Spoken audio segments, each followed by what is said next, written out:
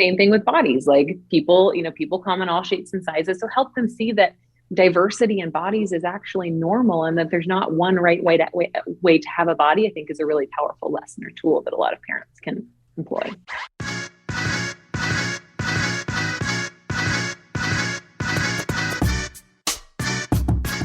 Hello and welcome to the Physical Preparation Podcast. I'm your host, Mike Robertson, and I'll be joined on the line later today by Molly Galbraith of Girls Gone Strong. Now, before we jump into this week's episode, I want to give you a quick recap of the week that was, what's new in my neck of the woods, what's going on this week, and then give you a little bit of food for thought before we dive into the main show. So, what is new? Well, first of all, we knew this coming back from spring break, but as soon as we returned from that little vacation trip, whatever you want to call it, spring sports hit in full effect. And in case you are unaware, Kendall is running in track. She's playing soccer. Kate is playing baseball. So literally every night of the week, we have something going on. So all kinds of stuff going on. This past weekend was actually opening day or opening weekend for baseball. So Kendall had a soccer game. They won. It was a grueling battle against one of these teams that we kind of always tend to battle against. So played really well, got a 2-0 win. It's good to see the girls starting to get their mojo back a little bit, some really good passing.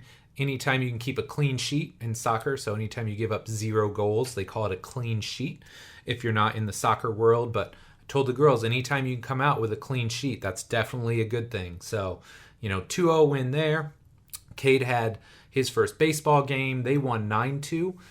Again, obviously, it is not about the winning and losing when you're in second grade. But, man, he had a good little game. The guy went 3 for 3, got 2 runs batted in, got a put out at third, made 2 actually really good plays at third. I mean, that's a long throw at that age, but he fielded the ball clean, threw the ball hard in the general vicinity of first base. So I feel like all in all, Saturday was a pretty productive day. It was also like the nicest day we've had all year. Of course, it was like 85, sunny. I mean, bordering on hot. Like, it was legitimately hot on Saturday. And then, of course, today when I record this, it's like 60 and it's been raining and it's cold again. So sometime in the near future, Indiana is going to figure out what weather pattern it wants to be in. But that's neither here nor there. So successful sports weekend. Not as exciting as it sounds, but I did get a new car this weekend. Definitely needed that.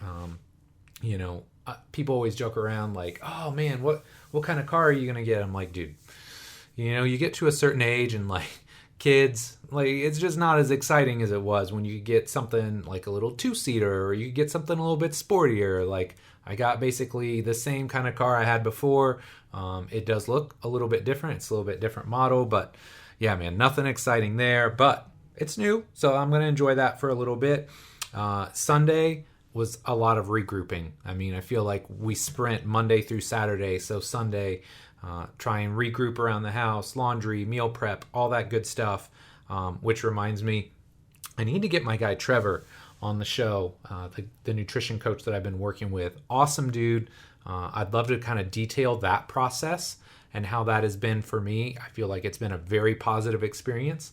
But, if you guys are interested in that, definitely let me know. Let me shoot me an email, shoot me a DM on Instagram. Let me know, like, hey, who do you want to hear from, whether it's Trevor or somebody else. But I definitely want to bring him on because I think in this age of hacks and quick fixes, I just really like the overall approach that I went through with Trevor.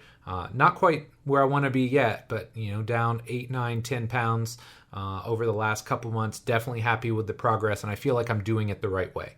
I've learned a ton, and it's just been a very positive experience. So definitely going to get him on there. As far as this week goes, coaching. Man, like I've got coaching written in all caps for my outline because this week is insane. I got all my basketball guys in. I've got a new guy in for like a 2-week stint, and then he's going to go do a little mini camp with an NBA team, potentially get himself either a 2-way or a full contract. So really excited to work with him. He's a great young man. First session today, absolutely crushed it. I just love how attention oriented these guys are. Really, it's about attention to detail. Because if you get people at a certain level, it's all about details. Like they have the basics down. They have the fundamentals of shooting, dribbling, passing, shuffling, sprinting. They've got a lot of the fundamental stuff down, but there's details that are holding them back. So it was really fun working with him today, and hopefully, the work that we do over the next couple of weeks pushes him over the edge and helps him, get a two-way or even an NBA contract. So, the last thing that I wanted to say here today, and it kind of carries off on this, but man, the thought that I always come back to, and I think something that people always say to me is, man, you're in such a good situation because you love what you do. And so I feel like maybe I'm preaching to the choir on this one, but I'm going to say it anyway. Find ways to get paid for your passion. So I've been incredibly blessed in this sense because I've gotten paid for my passion all along the way, whether it's coaching. I love to coach. I love being on the gym floor. And I know a lot of people will say, oh, you should be doing other things, or, and I am doing other things. Man, I love to coach. So I find ways to get paid to coach. I love to create content. So whether it's writing articles back in the day when I was writing for T Nation, or creating products, back in the day when we did the DVDs and the manuals, I love doing that. I love creating that content because I felt like, yeah, I got paid for it, but there was a very fair exchange of value there. I always tried to give away more value with my manuals, with my DVDs, now with my cert than what I took in. So if I'm you and I'm listening to this show, I'm trying to find ways to get paid for my passion. So a little bit of deep thought work necessary here, but I want you to sit down at some point in time over the next week or two. Don't wait too long because it won't get done.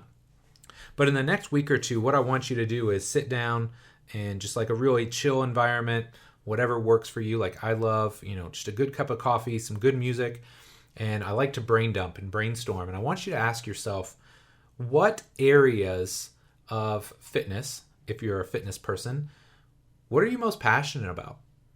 And then I want you to think realistically, am I doing that on a day-to-day basis? So for me, I love working with people. I love coaching. I love creating content. So I've found ways to get paid for creating value in other areas of life, right? So if I'm writing an article, the people at T Nation or bodybuilding.com or whoever was working with me at that point in time saw enough value for my work that I could get paid for it. So it's a win-win.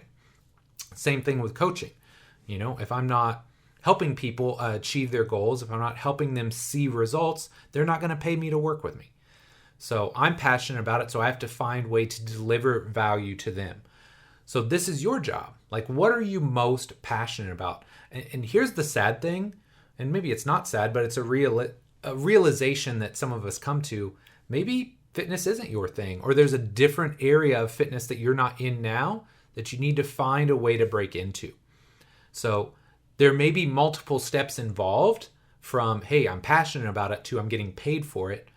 But I think it starts with this big picture overview first. You got to figure out, what am I passionate about? What do I need to do to get there? And then you can reverse engineer that process. But that's my challenge for you here today. I want you to really think deeply about what you're passionate about.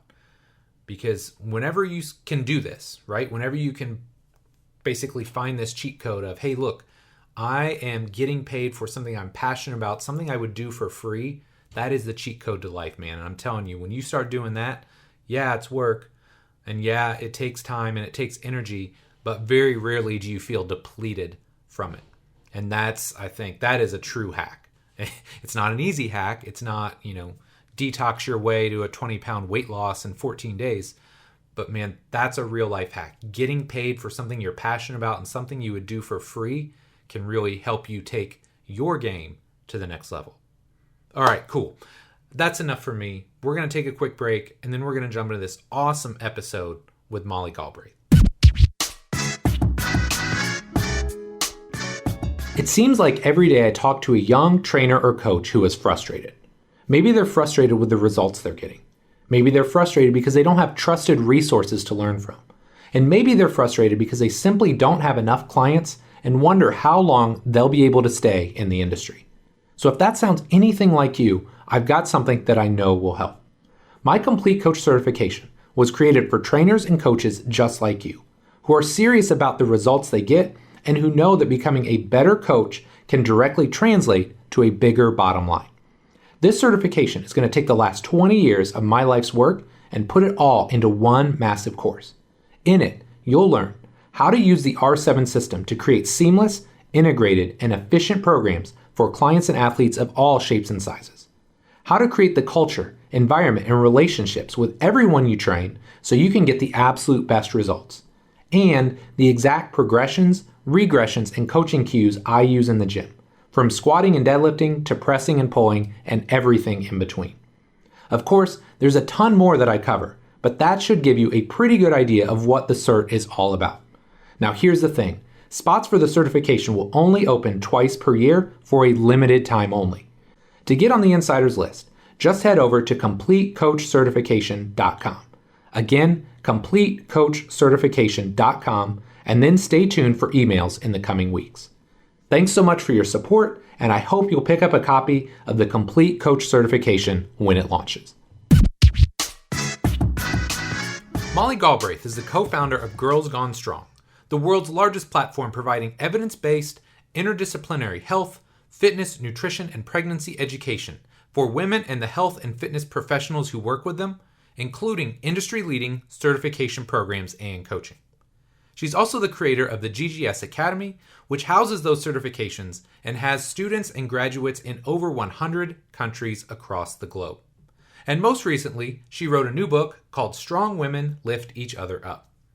In this show, Molly and I take a deep dive into several hot-button topics, including body image, disordered eating, and social media. Needless to say, if you train female athletes of any age, you'll take something away from this episode. But enough for me, let's do this. Molly, thanks so much for coming back on the show here today. It took us 6 years to get you on, and now we've had you on twice in the last 6 months. So I feel like I'm doing my part here, but start by just telling us a little bit about yourself. Yeah, such a treat, Mike. I was just thinking that. So it had been a little while since you and I had gotten to catch up, and then we got to do podcast, hang in person podcast. I know. This is great. this is the best. So yeah, I'm co-founder, woman in charge at an organization called Girls Gone Strong. So Girls Gone Strong creates evidence-based, interdisciplinary, women-specific health, fitness, nutrition, and pregnancy education for women and the professionals who work with them. So essentially what that means is our stuff is research-backed, it's practical. We bring together incredible experts from different disciplines. So everything from strength coaches, which my background is as a strength and conditioning coach, a gym owner, trainer, registered dietitian, OBGYN, pelvic health, physical therapist, behavior change specialist. We bring all these experts together to create this education. We do it for women and for professionals who work with women. So approximately 67 to 75% of people who hire a health, fitness, or nutrition professional are women. And yet there was very little women-specific education in certifications, courses, degree programs. I mean, if you're lucky, you might get a paragraph about a woman's menstrual cycle in one of your textbooks, right? There's just so little information. And so we create this education through free articles, free courses, free downloads that we have. We have a free closed Facebook group with 54,000 professionals in it. And then we have 2 certifications. So one that covers coaching adult women across their lifespan. So that's going to hit on coaching, psychology, anatomy and physiology, exercise, rest, recovery, programming. So we're talking about things like body image, disordered eating, menstrual cycle, menopause. We even talk about things like Hashimoto's and PCOS and common medical considerations that impact women, but within the scope of practice of a coach or trainer. Sure. So we think that health and fitness professionals are on the front lines of these really critical conversations with their clients. We spend more time with our clients than any other person on their healthcare team. Right. And so it's really important for us to know what our scope of practice is, but also to have an understanding of a lot of these topics that deeply impact women's health and understand who to refer them to. So we've got one certification that covers coaching adult women across their lifespan and one that's specific to the pregnancy and postpartum period. So approximately 85% of women in the US will have a baby at some point in their life. And there's, again, very little information about that. If you're reading through a textbook, it's don't let her overheat. Don't let her heart rate get above 140, which is not even accurate anymore. Don't let her lie on her back. Also not accurate anymore, right? Right. And so, so we have one that's women across their lifespan, one that's specific to pregnancy and postpartum. I'm just super passionate. I think that health and fitness professionals can just be absolute game changers in the lives of their clients if they understand how to help them. We can also, unfortunately, if we don't know what to do, right, there can be a negative impact, and it's often unintentional, which is the tricky thing, which is why this whole education piece is important. You and I have both been in the industry for a long time. We've both done things that looking back, we're like, oh, that probably wasn't the best thing for our, it wasn't the best thing for our client. So it's not about like finger pointing or shaming. It's just about shedding a light on, hey, there's a lot of stuff going on with your clients that you might not know anything about. So now that you know better, here's an opportunity to do better. Yes, I love it. I love it. And you are always working a million miles a minute. There's tons of projects going on. What is new since the last time we talked? Since the last time we talked, we just released a free 5-day course all about menopause, and it's for women and professionals who work with women. So anyone who has a period is going to go through menopause at some point in their life. It's inevitable, right? Again, we talk about things like body image and disordered eating, and while those impact a really high percentage of women, they're not impacting all of them, right? Anyone who has a period is going to go through menopause, and there are pretty significant changes that can happen. And I think it's important for folks to recognize that while there are significant things that are out of our control, they're out of women's control. There's also a lot of things that we can control and things that we can do to help this time in women's lives actually be a time of reflection, be a time of empowerment, be a time of thriving, be a time for them to, really figure out what they want in their own lives. And so we just released a free 5-day course on menopause that we're super excited about. We're really interested in educating about it, but also kind of changing the narrative about it. So it's not just about doom and gloom, right? That it's that it can be like, hey, this is the time in your life when like maybe your kids are out of the house, like you've got more time to yourself. Like this is the time when you probably give less shits than you've ever given in your life about what anybody else thinks of you. Like, do you, like, this is your time to just like really step into your power, decide what you want for your life, and make choices that align with it. I love it. I love it. Well, like you've already hit on a couple times, you kind of mentioned social media, disordered eating, body image. These are all things I want to dive in on because I know they're things you're passionate about. They're things we almost touched on in the last show, but at the risk of like making it like a 3-hour Tim Ferriss-esque episode, I wanted to say, okay, let's talk pregnancy in the last one. Let's talk about those topics in this one today. So for starters, let's start very base level because I don't know what the stats are, but I would venture to say a high percentage of trainers out there are males. So in other words, they are not females that are living in a female body. So with that being said, what do male trainers need to know about body image that they probably don't?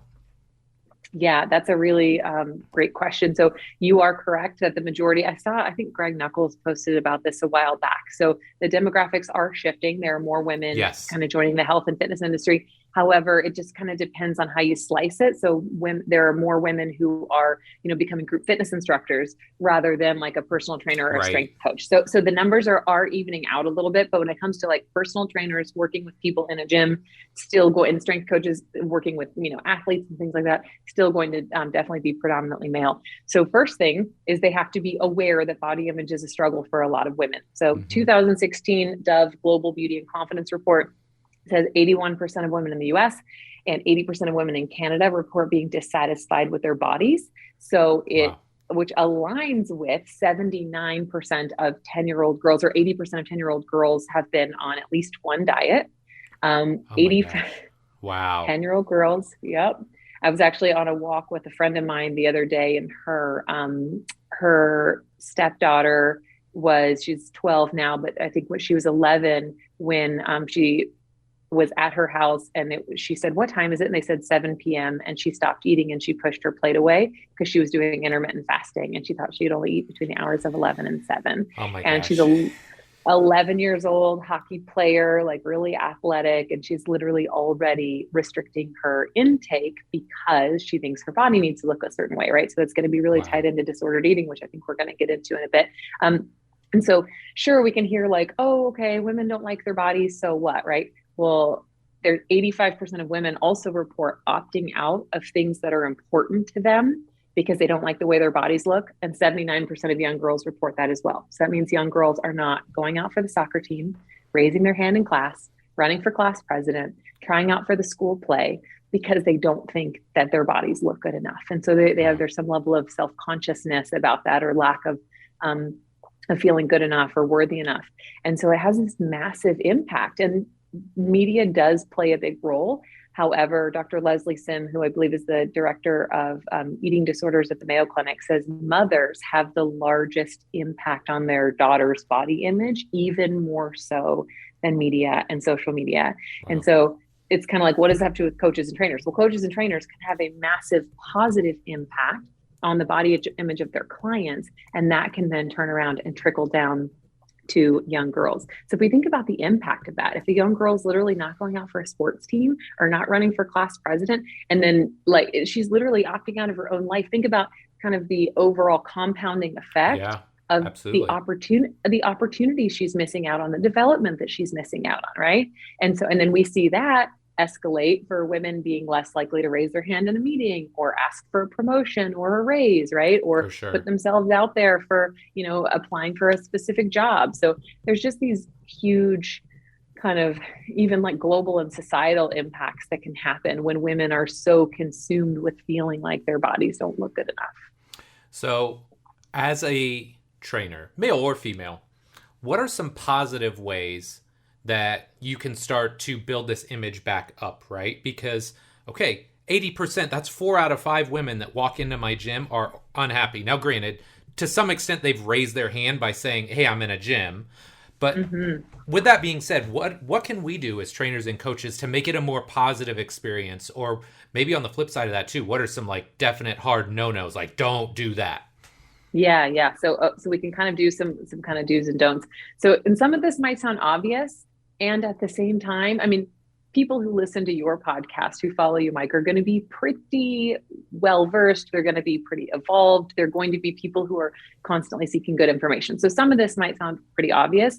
And also, I cannot tell you the number of times I've heard from women who have had trainers do these types of things to them. So it starts out super simple, not assuming what their goals are for them. So often women will walk into the gym and the trainer will automatically assume that they want weight loss. They'll start talking about their nutrition. They'll ask them to track their diet. They'll want to do, body fat measurements and girth measurements and all these kinds of things. It's like, whoa, I came here because I want to get strengthen my deadlift. Yeah, exactly. I want to, I want to get a killer deadlift, or I want to gain some muscle because I want to be able to play with my kids, or whatever the thing is. I don't want to be in pain. I like to rock climb, and I could gain some more upper body strength, or whatever the thing is. So I think not assuming that weight loss is a goal for them, huge, right? So then you're going to pay really close attention, ask them what their goals are. The second thing is, particularly if weight loss is not a goal of theirs, not focusing on their aesthetics or appearance with the compliments that you're giving them. So often it's become such a compliment in society to tell someone like, oh, you look like you've lost weight, or you're so, like your stomach looks so flat, or you've gotten so lean, or whatever the thing is. But the problem is when we focus our compliments like mostly on their weight loss or their appearance, does a couple of different things.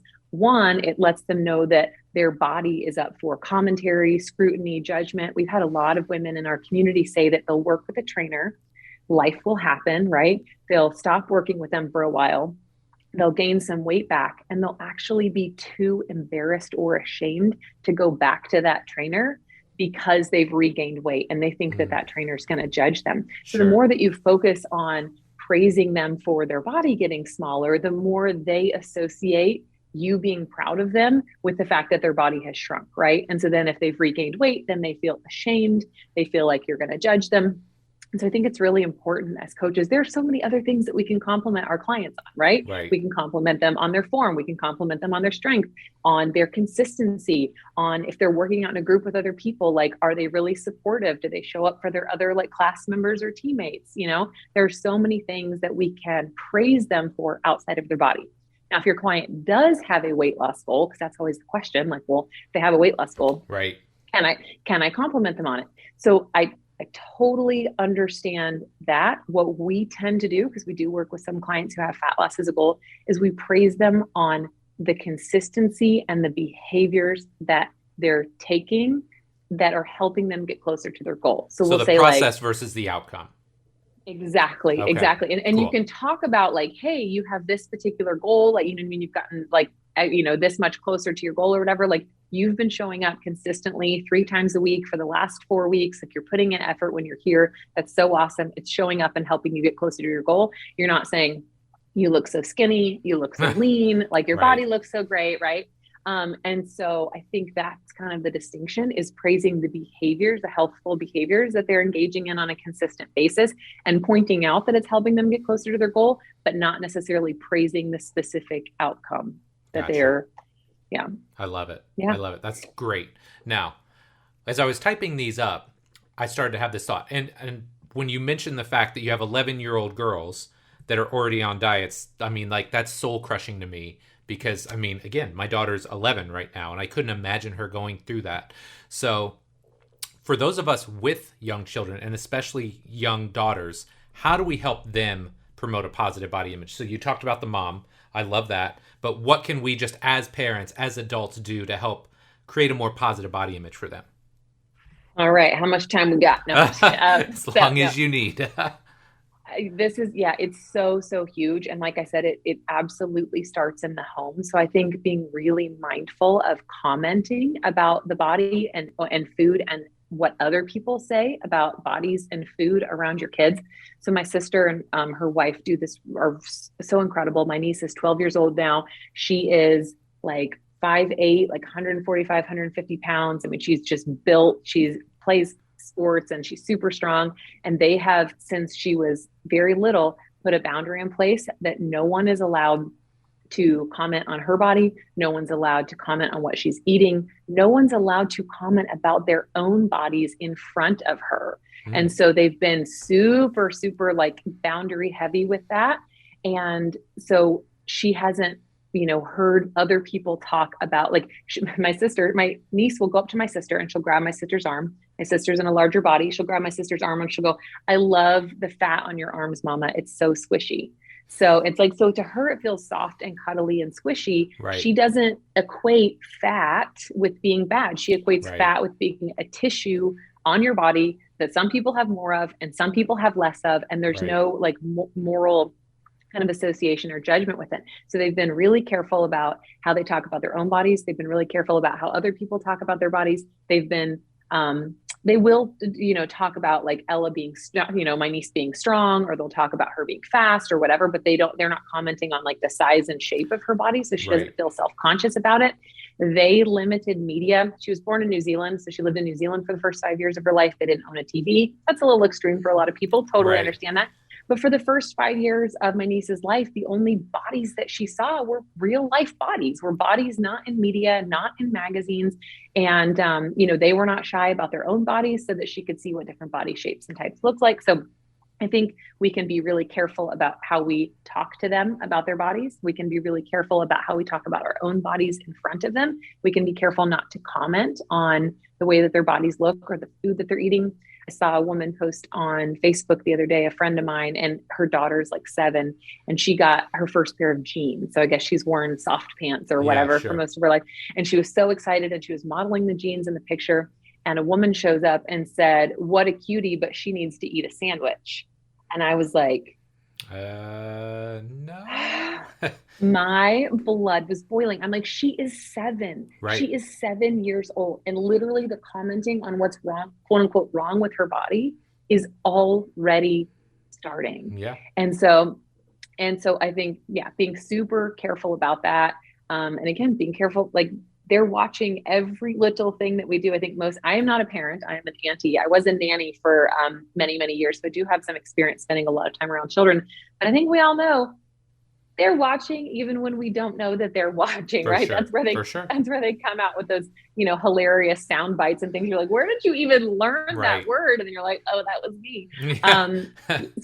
So being super careful about that. And then again, I think talking about what their bodies can do, talking about how strong they are, but also talking to kids about things other than their bodies, right? So not just focusing on that, talking about how brave they are, how kind they are, how, smart they are, how funny they are. Really varying the compliments that you're giving them so that you're not constantly talking about how they look, and then paying very close attention, particularly if you have kids of different genders, how are you gendering your compliments? Yeah. So many times young boys are told that they're brave, they're strong, they're fast, they're a good leader, they're whatever. Girls are told that they're pretty, they're sweet, they're cute. I like your outfit. I even find myself like wanting to compliment the way little girls look in their outfits. It's just so societally conditioned, right? Right. And so in one of my presentations, I show this thing called Girls Life magazine, and it's targeted at girls ages like 7 to 12 or 10 to it's something in that relatively low range, under the age of 10, 9 to 14, something like that. I have to go back and look at it, but it literally said, the headlines on there are like, wake up pretty. Are you sending him the right signal, or are you sending him the right signal? It's boys, are you sending him the right signals? Boys tell you what they want you to know. That's what it is. It's 10 to 14-year-old girls. And I'm like, okay, 10-year-old girl, are you letting this young boy know that you're sexually available to him in the right way at 10 years old? Like, it's just bananas. And your best beach body, flat abs, toned arms, lean legs, major confidence. And it's like, you look at the stuff that is being marketed to, and granted, those magazines are, the covers are about 6 years old or whatever, but that was happening 6 years ago. And all, this stuff has been ingrained into young girls and women, and takes a lot of unlearning to do. So I think being super mindful of the media that they're consuming whenever possible, helping them understand that social media isn't always real. I think it's really valuable to have that conversation and say, hey, you might like watching this, but it's really important to know that like, that's called a filter, or that's called a, like whatever the thing is. I'm saying that's not reality. So when people take pictures or they're in movies, they can change the way that they look and whatever. And then being mindful about how you talk about their bodies, how you talk about your own body in front of them, how you talk about food, all of those things can be very, very, very valuable. And then, this is one that is incredibly nuanced. Okay. So one question that we get from moms is, what do I say if my daughter says I'm fat? Oh yeah. Wow. That's a good one. So your child comes home and they say, mommy, I'm fat, or mommy, so-and-so said I was fat. So the reaction that so many of us have is to say, oh no, honey, no, you're not fat. Where did you hear that? Who said that? Right. What kids hear when you say that is fat, being called fat is bad, but you're not fat. So you made the cut. But if you were, that could be a bad thing. Right. Yeah. So when you react in that sort of like, who said that to you? Right. And when being called fat is this really big insult or this like terrible thing that we can be called, then we are associating being in a larger body with being really bad. And then we're telling them, oh no, you're still good because you're not that thing. Right. Whew, it is a deep, deep, deep thing. So I think in those instances, you can ask questions. You can say like, hey, where did you hear that? And when someone, calls you fat, what do you think of? And you can have a conversation where you say like, hey, bodies come in all shapes and sizes. And some people have bigger bodies with more fat, and some people have smaller bodies with less fat. And, kids are so plastic, right? Their brains are so plastic. They can learn things so quickly. One of my favorite things to do is to take different, different avocados and showing how it's like some avocados have a little kind of thing in the middle and a lot of flesh around them. And some avocados have a big pit and less flesh. And you can take plants and trees and animals and these different things that show up in nature. And you can say, hey, just the same way that avocado, both of these things are avocados and they look different and one's not a good or bad, same thing with bodies. Like people come in all shapes and sizes. So help them see that diversity in bodies is actually normal, and that there's not one right way to have a body, I think is a really powerful lesson or tool that a lot of parents can employ. Yeah, absolutely love that. I'm also just thinking too, like my daughter got to write a program for her, like a workout program for her gym class, and she just called it Get Jacked. So I felt like I was on the right track, Yes, she's doing okay. That is so good. Yeah, I love it. Okay, so let's take this a step further and move into disordered eating. And let's start with kind of a big picture question here. Is there a clear-cut definition of what is or is not disordered? There, not necessarily. So there are, if you think about eating on a spectrum, right? On one end are healthy eating behaviors. So that would be things like eating when you're hungry, stopping when you're satisfied, eating a wide variety of foods, not being afraid of eating certain foods, right? Outside of things that you might have some serious like allergic reaction to or whatever. On the other end of the spectrum, we have clinically diagnosable eating disorders. So those are going to be things like bulimia, binge eating disorder, anorexia. And in the messy middle here, we have all of these disordered behaviors. And the tricky part with disordered behaviors is that they're not clear cut and they're often glorified by the media, right? Right. So in some instances, like for some folks, like weighing and tracking and measuring can be a very disordered behavior. It could be something that they're obsessive about, that they feel like, maybe they won't go out to restaurants or they'll miss out on social events because they can't count and, track and weigh and stuff the same way. For someone else, it might be a method by which they ensure they're eating enough because they're someone who maybe, when they listen to their hunger and fullness cues, don't eat enough food to be able to keep up with their activity levels. They fall into a negative energy balance when they don't want to. So there are some behaviors that are often considered disordered. So this would be, avoiding certain foods or food groups when you don't have a medical reason to. It could be accounting, tracking, weighing, measuring, constantly, being managing your food intake and being like, really intentional about what you eat, fear of certain foods, things like that. But again, there are some instances in which tracking, weighing, measuring, avoiding certain foods might actually be useful and not necessarily an unhealthy behavior. So as with most things, context is important. But the thing with disordered eating behavior, there was a 2008 survey done by UNC and Self Magazine, 4,000 college-age women, and up to 75% of them reported engaging in disordered eating behavior. So disordered eating behavior in a lot of ways has become the norm. And we know this. Almost everyone we know, at least almost every woman I know, has tried multiple diets at some point in her life, whether it's, Weight Watchers or Noom or keto or paleo or whatever the thing is. And these behaviors are often glamorized in health and fitness. And so we don't even recognize them as disordered. And it's easy to say like, who cares if you count, weigh, and track your food? But the thing is disordered eating behaviors are the greatest predictor of developing an eating disorder. And an eating disorder is actually the deadliest of all mental health conditions, which I didn't realize until a few years ago when I started diving into this a little bit more. So, and the thing is, again, as a coach or trainer, we can have an impact on this. If we are trying to give clients meal plans, if we're constantly talking to them about their weight, if we're shaming them because they're, we saw a picture of them having pizza and whatever on a, and a drink on beer on a Friday night. We're telling them we're going to punish them with exercise. I heard this horror story of a woman whose gym was next to a donut place. And if the trainer saw anyone go in and get a donut, he would punish them with burpees when they came into the gym. Right. Solid. So if we're doing anything like that, if we're saying like, come on, push it on this last set so you can, eat that pizza guilt-free tonight or whatever, that you can tell I like pizza a lot. Right.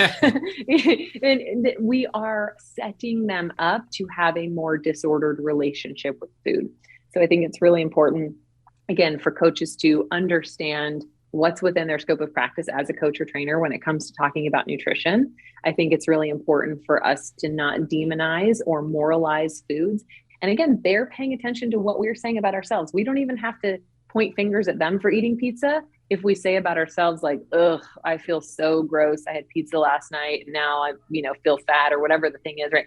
Then they're like, oh, I don't want them to know I ate pizza last night too, right? So same thing with kids. They're paying attention to how we talk about ourselves and our own bodies and our own relationship with food. So being really mindful, not to be doing anything outside your scope of practice, right? But not to be giving restrictive meal plans, not to be moralizing or demonizing certain foods, helping clients understand that dieting in general is not a sustainable kind of healthy behavior. So constantly restricting, whether you're, time restricting or restricting, intake or cutting out certain food groups or whatever in general is not going to be a sustainable behavior for most people. So helping them adopt more healthful nutrition behaviors and helping them thinking about what they can add to their diet instead of what they can take away from their diet. All of those things are going to encourage a healthier relationship with food for your client. And again, the other stuff on the flip side, demonizing food, putting them on a restricted meal plan, cutting out major food groups, talking about earning their food with exercise, punishing them with exercise for eating certain foods, all of those things can actually unintentionally encourage disordered eating behaviors in clients. So with that being said, something I'm also interested in, because again, lots of males, this probably isn't on their radar, right? Or they haven't really thought about this so much. So are there telltale signs, or probably more likely red flags, that we should be looking for as trainers and coaches when we think maybe somebody is engaging in disordered eating or maybe has an eating disorder? Yeah, absolutely. So, again, the disordered eating kind of red flags that you'll see come around them speaking negatively about certain foods or about themselves for eating certain foods. So like, oh, I was so bad last night. Like if they come into class on a Saturday morning, they're like, I was so bad last night. I had, I ordered dessert and nachos or whatever the thing is. They're Right. talking about themselves as bad or what they did as bad. That's going to be a telltale sign. If you notice that they have fears around eating certain foods. So if you overhear them talking about like, oh, I don't eat dairy because I heard it, it's bad for you, or it makes you gain weight or whatever the thing is, Right. or they're avoiding certain foods because they heard they were bad. That can be a telltale sign.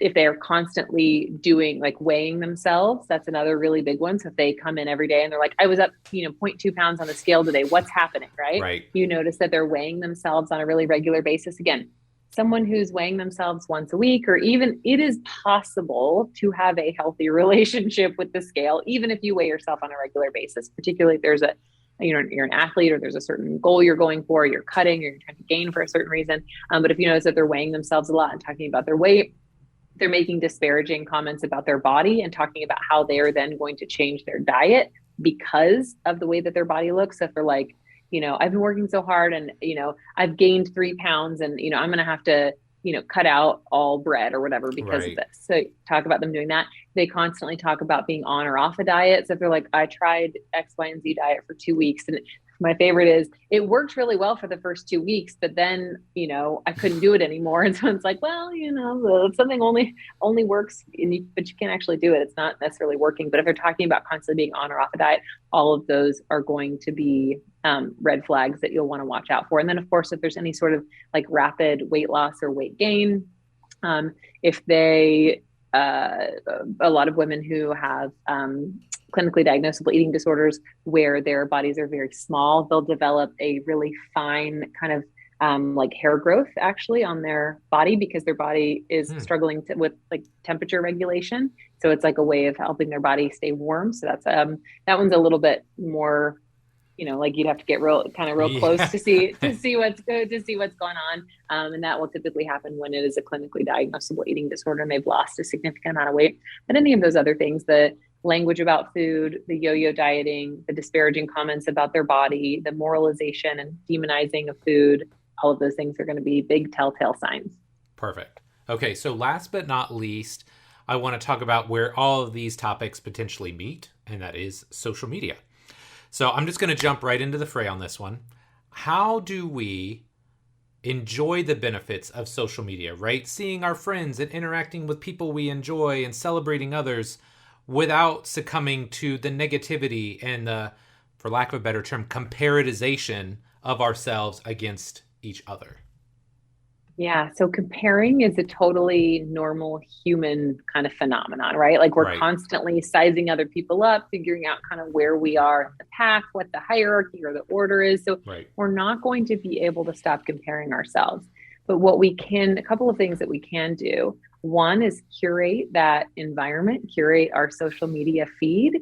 And then two, decide how we're going to respond to it. So above all else, in anytime you're trying to improve any area of your life, for me, the first step is getting clear on your values. So I talk about this. I do a values exercise in my book, Strong Women Lift Each Other Up, where I walk people through finding what their top personal values are. And I help them discover what their values are and then reality test their values. Because it's really easy for people to be like, oh, my top 3 values are, family and health and whatever. And you're like, but are they really, So you actually go in and reality test them to say like, okay, is this actually your top value? And then you rank them against each other, which is really, really hard because you have to say, okay, if push came to shove and I had to choose between X and Y, like which one would I choose? And so I help people get clear on their values, which for me has been the most important game changer in any decision that I make in any area of my life or business. Is this thing that I'm, even with like my food and my exercise, like, is this aligned with my values and what I want for my life? We do in our coaching programs and stuff, we actually walk our clients through finding their values, and they find that sticking to whatever their healthy nutrition behaviors are, whatever their exercise behaviors are actually easier when they recognize, oh yeah, this is actually aligned with who I want to be in the world. This is aligned with the kind of human that I want to be. Right. So that's pretty powerful as well. So for me, getting clear on my values is incredibly important. My top value is to make a difference. In order for me to be able to make a difference in my life and my business, I have to be on social media. Like, that is just part of the game, right? Right. But what I've done with my social media, and what we encourage our clients to do with their social media, is to curate their social media feeds. Oftentimes we follow celebrities or influencers or Fitspo people or whatever, because we think that seeing them is going to be motivating to us. But the thing is if you are, a 52-year-old woman who's going through menopause, filling your feed with images of 21-year-old women who've never had children, who have perky breasts and bums and tiny waists, and their job is to be on Instagram. And again, nothing against those women either. Right. They're just in a different place in their life. That's probably not going to be super actually motivating to you. It's going to leave you feeling worse about yourself afterward. So I think it's important to curate our social media feeds. I encourage all of our clients to fill their social media feeds not only with women of different ages, races, body shapes, sizes, ability levels, but also to follow women for what they're doing in the world, not just what their bodies look like. Right. I mean, there are women out there running for office and starting companies and inventing things and advocating for access and all of these cool things. You can follow women for things that they're doing in the world other than what their bodies look like. There's evidence to suggest that we prefer the body types we see most often. So if your feed is filled with quote unquote real people with quote unquote real bodies, people that you are going to see what, that is actually representative of people in the world, you're going to start to develop a more realistic perception of what bodies look like, and in turn often become kinder to yourself. So that's a really critical kind of like, here's how you can easily go in and curate. So it's like, next time you're on social media, if you're following someone and you realize like, oh, I feel worse about myself after I look at their stuff, unfollow them or hide them or whatever the thing is. Right. Nothing against them. It just allows you to get to a place where you be a healthier version of yourself. Now, the idea is not to shield ourselves from things that ever make us feel bad, right? It's not about that. It's about curating, and we're spending hours every day on social media. It's just about being intentional about what we're kind of filling our head with and how we're surrounding ourselves with, what our environment is like, so that we can become a healthier version of ourselves. So there's kind of that aspect. Then there's the internal aspect, right? So we're curating our environment, we're curating our social media. We're also getting clear on what we want for ourselves. I think that one of the things I talk about in my book is actually like, how do we turn jealousy or envy into a superpower of ours? Like, what can we do when we notice ourselves comparing ourselves to someone else and we're feeling like, oh, I feel a little bit jealous about that thing, right?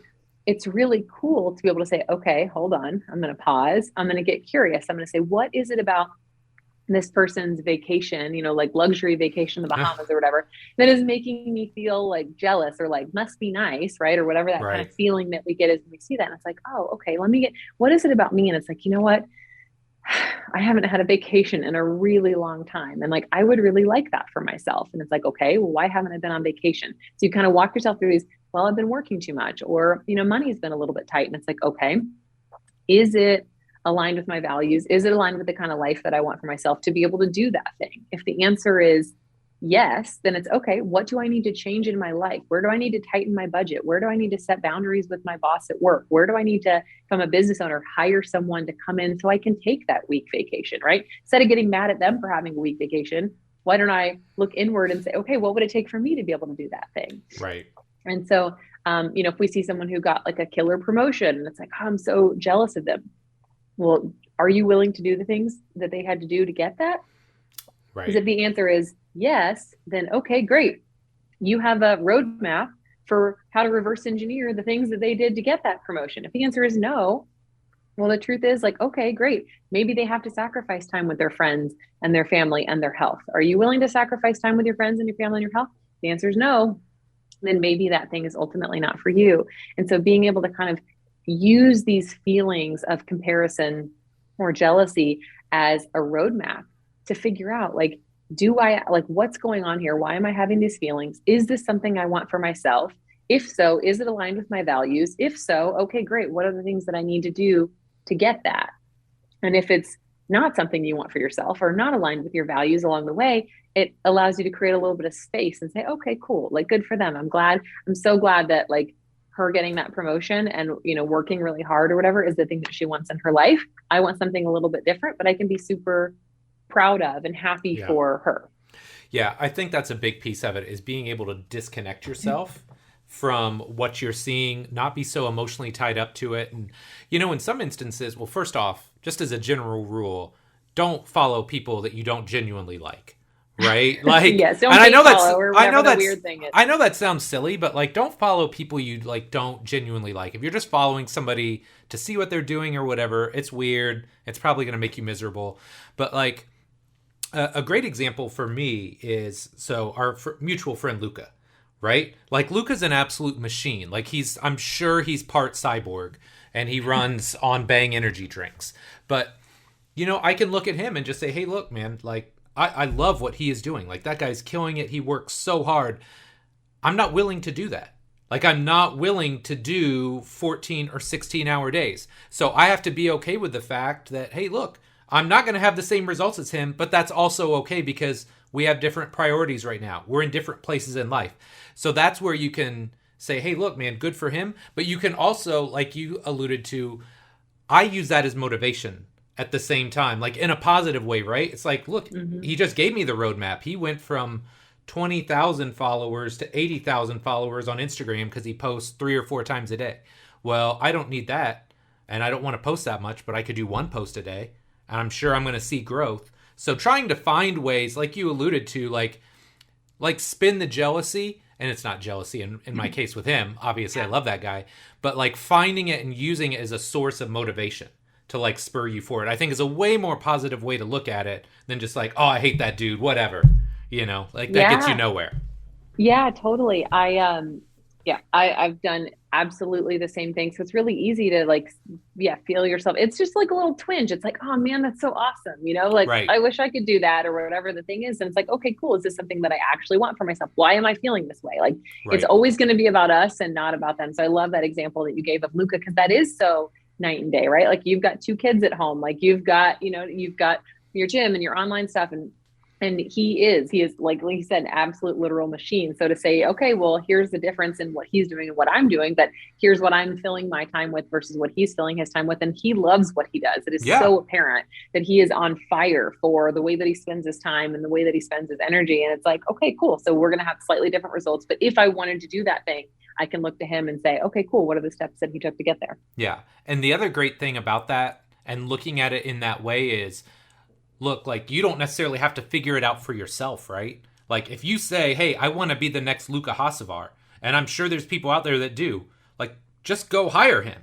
You know what I mean? Like, I want to do all the things. Great. There's your guy. I want to, and again, probably not the best example with a body image show, but, like, oh, this girl has this physique that I aspire to. I think I could do it. I'm going to hire her to try and help me. Like, the blueprint, that was bad. The blueprints are out there, right? So instead of using it as a sense of jealousy or negativity, use it as a sense of motivation or aspiration and spin it around. Say, hey, look, this person can help me achieve my goals faster without the failures that they probably dealt with along the way. Yeah. And thinking about too, like, what's going to be realistic. So a lot of folks might know if they follow my social media, I have Hashimoto's, so I have autoimmune thyroid disease. I have polycystic ovarian syndrome, PCOS. I've had some adrenal issues in the past. I have some physiological conditions that a lot of women who have these have a difficult time losing body fat or being at a certain level of leanness.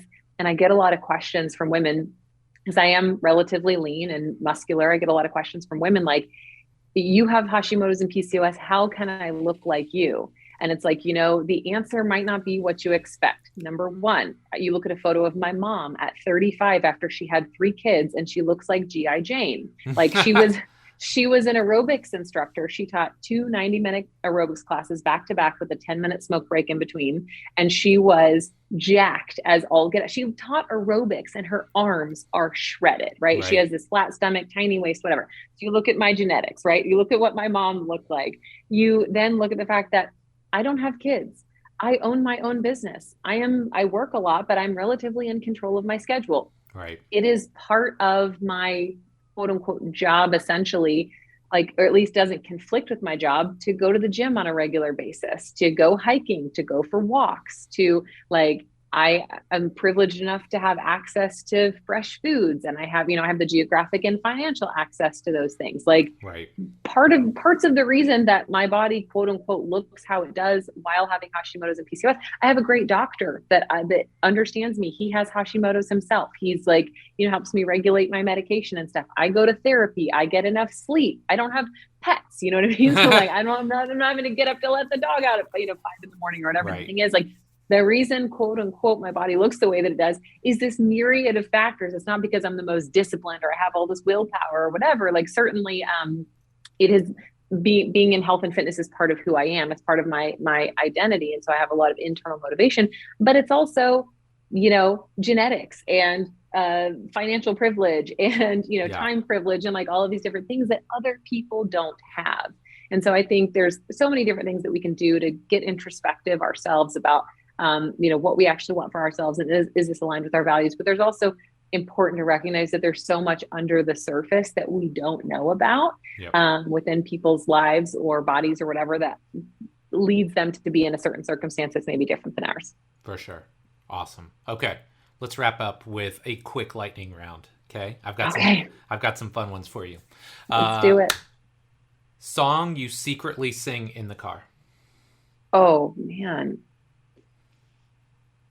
I don't know the names of any songs. This is so embarrassing. Okay, you know what I sing all that time is that really embarrassing song about Applebee's, that country song that gets in my head. What? Have you heard that? I don't know what song that is. I'm not gonna sing it. I was gonna say you got to sing it now. No, I'm not gonna sing it. Fancy like Applebee's on a late night. The Oreo shake with the whipped cream on the top two. I love it. Draws one check, girl, I got you. It's this really embarrassing country song. But it will get in your head. Someone once asked me what my guilty pleasure was around food. I'm like, I don't have a guilty pleasure around food. My guilty pleasure is misogynistic country and rap music. That is my guilty pleasure. It's like, it's so patriarchal and just ridiculous. And I love it. I love it. Okay. Number 2, what's the first concert you ever attended? Willie Nelson. What? My dad's friends with Willie Nelson, right? Yes. Okay, yeah. So Willie Nelson came. That's another podcast show. Maybe. Oh my Willie gosh! I just want Willie Nelson stories for like an hour. He came to Kentucky to do a benefit concert for my dad when I was like 7. And then my second one was Farm Aid, and I got to be on stage with Willie Nelson, John Cougar Mellencamp, and Neil Young. Wow. Bananas. I mean, I was like back on the side of the stage, like dancing or whatever the thing is, Right. Okay. I love it.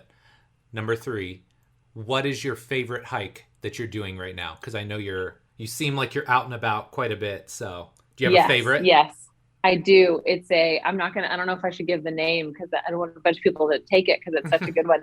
No, it's at Lost Dog Wash Trailhead. So I'm in Scottsdale, Arizona. It's a 6-mile out and back. So 3 miles up, 3 miles down. 1,300 feet of elevation. I have crushed that thing in an hour 24 before, but it normally takes me about 2 hours to do it. And it's super awesome. There's a easy parking, bathroom at the trailhead. And it's this beautiful gradual incline that basically warms you up on the way up and then incredible views. Huh. I love it. Okay. If you come to Arizona, we'll do it. We'll talk more about that. It's definitely on the radar. We need to break out of the monotony. We've been to Florida a couple times now, and our kids are at like the perfect age. Like, hey, let's go and maybe we'll do the spa or whatever, like the resort for a couple days and then hike a couple days. See, there's a great big world outside of Fishers / Indianapolis, Indiana. Yeah. Okay. Last but not least, what's next for Molly Galbraith? You do get breathing room. We talked about this. You get a little breathing room, but what's the next big thing? Yeah. So honestly, it's going to be staying relentlessly focused on our free education and trying to help as many health, fitness, and nutrition professionals as possible recognize the superpowers that they have if they understand how to coach women really well. I mean, that can sound kind of cheesy or cliche, but like I just truly believe in the power that we have as health, fitness, and nutrition professionals to have a massive positive impact on women's lives that will then ripple into all other aspects of their lives. When women, our mission statement is like we create evidence-based, interdisciplinary, women-specific health, fitness, nutrition, pregnancy education for women and professionals who work with them because we believe when women feel strong, confident, and empowered in their lives and bodies, we can change the world. Yep. And so we think that fitness professionals have the opportunity to do that for women, and that women, when they feel strong, confident, empowered, can change the world. So it's going to be doubling down on as much free education and content as possible, as much raising awareness about the superpowers that we have as coaches and the ways that we can positively impact women's lives. And then for coaches who want to take the next step and enroll in one of our certifications, doing the best that we can to, continue serving them really well and helping folks get certified as a GGS certified coach. And yeah, it's going to be staying relentlessly focused and doubling down on what we really think that we do well. And that's coach women and teach people how to coach women well. I love it.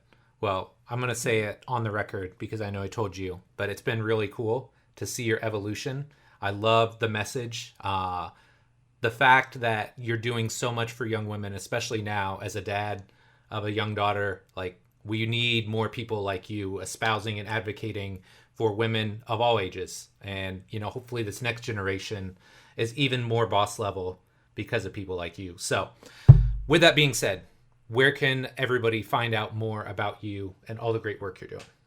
Yes, I'll talk about me in a second, but I do, because in case people didn't listen to my first podcast, if they don't know how we know each other, Mike was actually my coach. So I lived in Kentucky for a long time. Mike was my coach. I would drive up to see you on a regular basis. You have been one of the most influential figures in my in my coaching journey and my health and fitness, understanding of how everything works. And so if you like and follow Girls Gone Strong, Mike has had an enormous influence on that. So I just appreciate it. I'm so glad you've always been so encouraging and someone that I've looked up to for a long time. And the fact that I get to call you a colleague now and a friend instead of just someone that I worship from afar many, many years ago is still super cool and exciting for me. So thanks for having me on.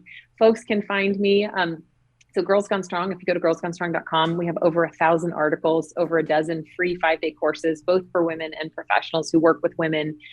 We've got our 2 certifications, which you can find on that website as well. The one that covers coaching women across their lifespan, one that's specific to pregnancy and postpartum. If you're on social media and you like to connect over there, I am at the Molly Galbraith, and we're also at the Girls Gone Strong. We post almost daily educational content, occasionally some funny stuff, inspirational stuff, empowering stuff, but we're just really, really big on education and providing as much free education as possible and trying to serve people really well. So yeah, check us out over there. And then if you're interested, if you're a book reader, I released a book last year called Strong Women Lift Each Other Up. And you can just do a quick Google search for Strong Women Lift Each Other Up and Molly, and you should find it. Perfect. I will get all of those links in the show notes so you can find them easily. But again, last thing, if you're a health and fitness professional, we have a closed Facebook group, totally free. 54,000 coaches in there, beautifully moderated. It's called GGS Coaching and Training Women on Facebook. We do a ton of free education and stuff in there as well. So that's also a cool place people can connect. Perfect. Well, like I said, I'll get all the links in there. But Molly, I know you're busy. You got a lot going on.